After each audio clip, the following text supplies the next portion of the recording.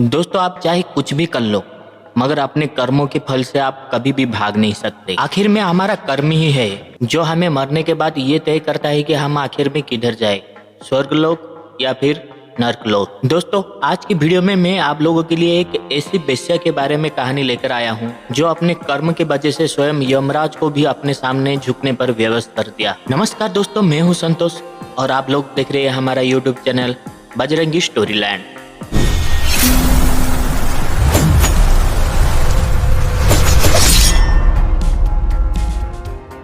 दोस्तों, एक बार की बात है, एक राज्य में एक वेश्या रहती थी, शकुंतला। शकुंतला दिखने में कोई अप्सरा से भी कम नहीं थी। वो बचपन से ही एक वेश्या के घर में पैदा हुई थी और उसी वेश्या के घर में ही पली बड़ी। शकुंतला के रूप रंग देखकर बड़े बड़े राजा महाराजा भी उसके साथ एक रात गुजारने के लिए तरस जाते थे।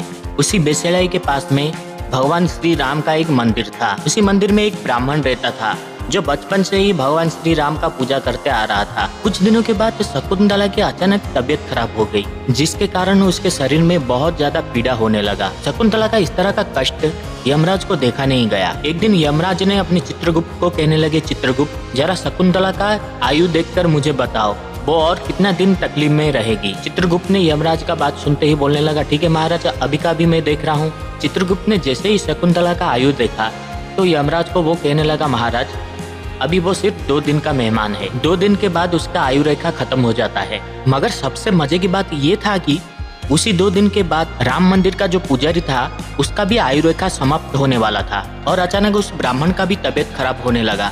वो ब्राह्मण के पास इतना सिद्ध था कि उसे पता चल गया कि वो 2 दिन के बाद मरने वाला है। वैसे भी वो ब्राह्मण अपनी जिंदगी पूरी अच्छी तरह से जी लिया था, उम्र हो गया था उसका। ठीक उसके 2 दिन के बाद यमराज के कहने पर यमदूत नीचे गए ब्राह्मण और शकुंतला को लेने के लिए। यमदूत दोनों को बांधकर यमराज के पास लेकर आए। इन दोनों को सामने देखकर यमराज चित्रगुप्त को कहने लगे, चित्रगुप्त, इन दोनों का जन्म पांजी निकालो।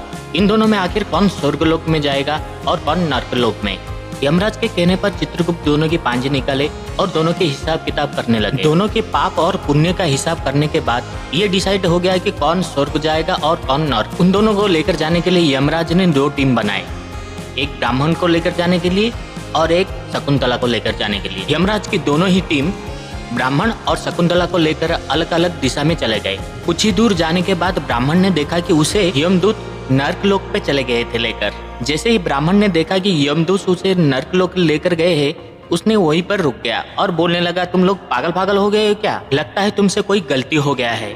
मैं एक ब्राह्मण हूँ, बचपन से लेकर आज तक भगवान श्री राम का पूजा करते आया हूँ, आज तक कभी भी कोई पाप नहीं किया है, फिर भी तुम लोग मुझे नरकलोक लेकर जा रहे हो।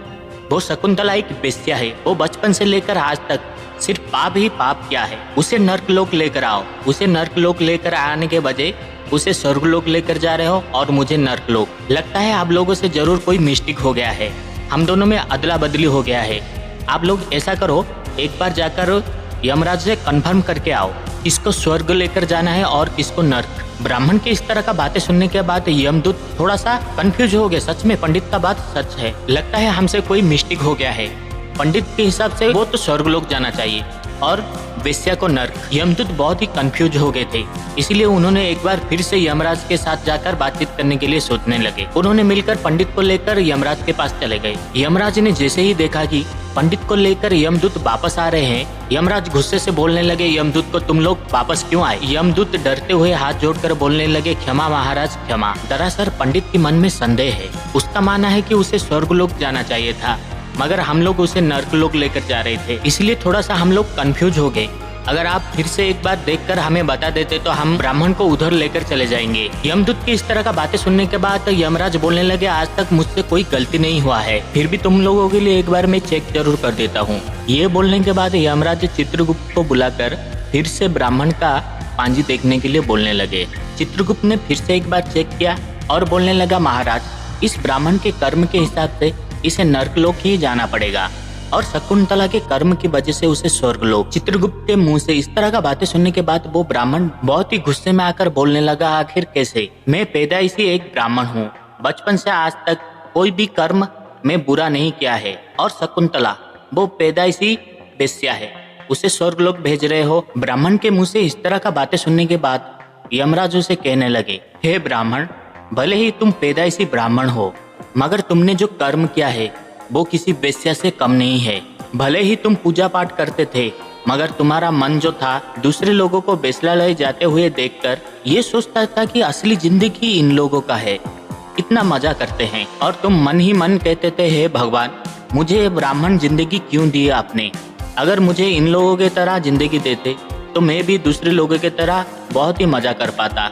हे ब्राह्मण, तुम भले ही शाकाहारी भोजन करते थे, मगर तुम्हारा मन जो है दूसरे लोगों को मदिरापान और मांस खाते हुए देखकर तुम्हारा मन भी कहता था, काश मैं भी इन लोगों की तरह मौज मस्ती करके मदिरापान और मांस खाता। मगर तुम एक ब्राह्मण होने के वजह से अपनी मन की बात किसी को भी नहीं कहते थे। तुम्हारा जो शरीर है वो भले ही भगवान श्री राम का पूजा पाठ करता था, मगर तुम्हारा मन हमेशा वही वेश्यालय में था। मैं यमराज लोगों को उसका कर्मों का फल देता हूँ, ना ही उसके जन्मों का। तुम्हें पता था कि तुम 2 दिन के बाद मरने वाले हो, मगर उस समय तुम्हारा मन क्या सोच रहा था? मरने से पहले एक बार मैं उस वेश्यालय जाकर देख पाता कि लोग किस तरह का जिंदगी जीते हैं, मगर लोग क्या सोचेंगे तुम्हारे बारे में, ये सोचकर तुम अपने आप को रोकने लगे। हे ब्राह्मण, मगर शकुंतला ऐसा नहीं है। भले ही वो जन्म से एक वेश्या थी, मगर जब भी श्री राम के मंदिर में पूजा आरती होता था, शकुंतला का शरीर भले ही दूसरे इंसान के पास रहता था, मगर उसका मन हमेशा भगवान श्री राम के साथ रहता था। वो हमेशा सोचती रहती थी कि हे भगवान, मुझे आप ये कैसे जिंदगी दिए हैं कि मैं चाहते हुए भी मंदिर में आपके पूजा देखने के लिए जा नहीं पाता हूँ। वो मन ही मन भगवान श्री राम का पूजा करती थी, मगर चाहते हुए भी वो मंदिर के पास जा नहीं पाती थी। वो हमेशा कहती थी कि हे भगवान, मुझे इस जन्म में तो ये वेश्या का जिंदगी दिए है आपने, मगर अगले जन्म में उस मंदिर का मिट्टी भी बना दिया ना मुझे, तो मुझे कोई फर्क नहीं पड़ेगा। मैं खुशी खुशी कम से कम आपके कदमों के नीचे तो पड़ा रहूंगा। पता है तुम्हें, मरने से 2 दिन पहले जब तुम वेश्यालय जाने के लिए सोच रहे थे, मगर उस वक्त शकुंतला भगवान श्री राम का नाम जप रहा था। यही फर्क है तुम दोनों में। तुम ब्राह्मण होकर भी वेश्यालय का चाहत रखते थे, और वो वेश्या होकर भी भगवान श्री राम का नाम जपते हुए उनके कदमों में पड़े रहने की चाहत रखती थी। जो इंसान जैसा सोचता है उसका कर्म वैसा ही होता है। तुम जन्म से ब्राह्मण हो, मगर कर्म से किसी वेश्या से कम नहीं। मगर शकुंतला जन्म से वेश्या होकर भी भगवान श्री राम का एक भक्त बन गई। वो जिंदगी के आखिरी वक्त में भी भगवान श्री राम का नाम जपने लगी थी। शकुंतला के यही राम नाम के वजह से मुझे बेबस कर दिया कि उसे स्वर्गलोक भेजने के लिए। हम इंसान का जन्म नहीं, हम इंसान का कर्म देखते हैं। इंसान अपने कर्मों से ही जाना जाता है। दोस्तों, इसी तरह एक ब्राह्मण होने के बावजूद भी वो नर्क लोक गया, और शकुंतला एक वेश्या होने के बावजूद भी वो स्वर्ग लोक गया। दोस्तों, कोई भी इंसान, चाहे वो ऊपर से कोई मुनि ऋषि या फिर साधु क्यों ना हो, उससे कोई फर्क नहीं पड़ता है। फर्क पड़ता है तो वो अंदर से कैसा है। इंसान का सोच जैसा होता है, उसका कर्म भी वैसा होता है, और उसके कर्म के हिसाब से उसे फल मिलता है। दोस्तों, आशा करता हूँ कि ये छोटी सी कहानी आप लोगों को जरूर पसंद आया होगा। अगर ये वीडियो आप लोगों को पसंद आता है तो प्लीज़ इस वीडियो को एक लाइक, और हो सके तो चैनल को एक प्यारा सा सब्सक्राइब जरूर कर दीजिएगा। आज के लिए बस इतना ही। फिर मिलते हैं दोस्तों एक नई वीडियो में एक नई कहानी के साथ। Thank you.